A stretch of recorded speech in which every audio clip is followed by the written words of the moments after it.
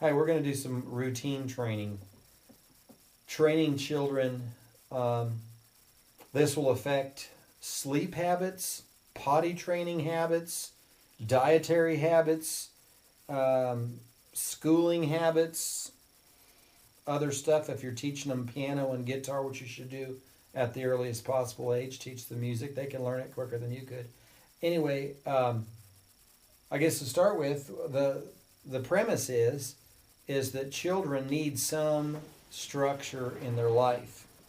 And if you're a disorganized adult, that's going to rub off on your kids. So, a very routine pattern of time to go to bed, time to get up, time to do this, and time to do that, which may seem a little bit overbearing at first, but the thing is, kids will flourish when they kind of know what the routine's going to be. You don't have to like shock them every day by throwing some new thing at them that they weren't expecting, which you wouldn't respond to. Well, the older I get, the less I respond well to changes in my routine too. Yeah, it helps the kids to have that kind of routine, and it's important enough that you don't want to blow it off and say, well, they'll just have to conform to whatever I've got going on with my hectic schedule. If you're maybe I ought to throw this out. If your schedule's so hectic you don't really have enough time with your kids, you may need to change some things. Was that bad cop? You are a bad cop. You're rotten. Yeah.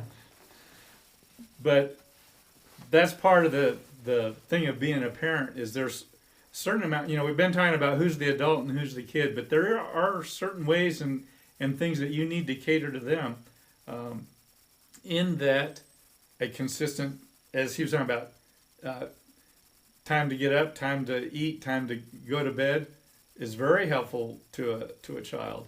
And as they get older, there can be more variation on that. But having that routine,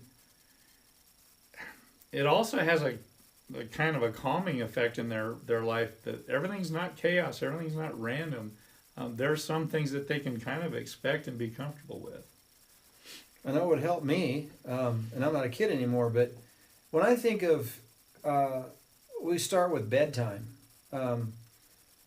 It takes time out of the adult's agenda to get a youngster or youngsters to bed at 8 to 9 o'clock or something like that, realizing that the kids are growing and developing, everything is going on at once in their body, and they need more sleep than what you do. And boy, does it help with, okay, I may digress, but I've heard this, and you've probably heard it too, when a child is being relatively obnoxious, that a parent will say, well, they're just tired. Okay, and of course I want to say, why are they tired all the time? But anyway, that's another story. But the true question is why are they tired all the time?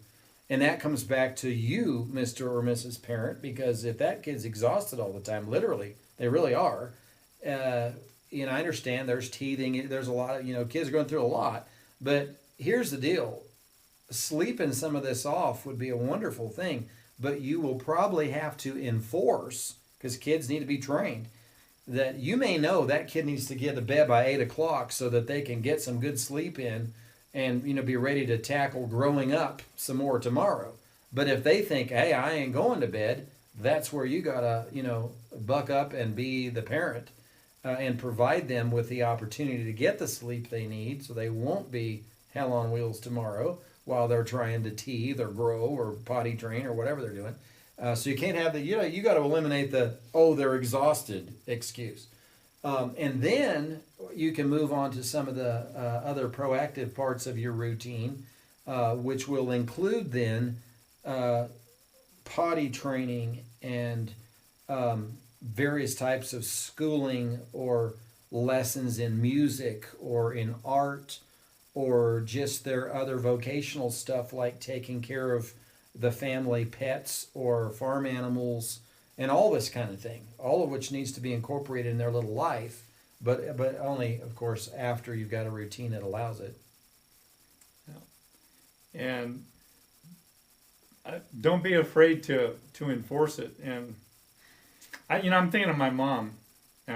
one of the things that she did is she wanted to take a afternoon nap. Now it was probably us that needed the nap, but she would set a timer clock for, I think it was 15 or 20 minutes, and she would say, "I'm not going to make you go to sleep, but you will lay there and be quiet while I sleep." Well, guess what? We most of the time fell asleep, because when you finally have to be still, it's easy to fall asleep. And the same thing would work at night. It's like, I don't care if you're tired, you're gonna lay in your bed. Well, gee, guess what happened? Within a few minutes, you fell asleep.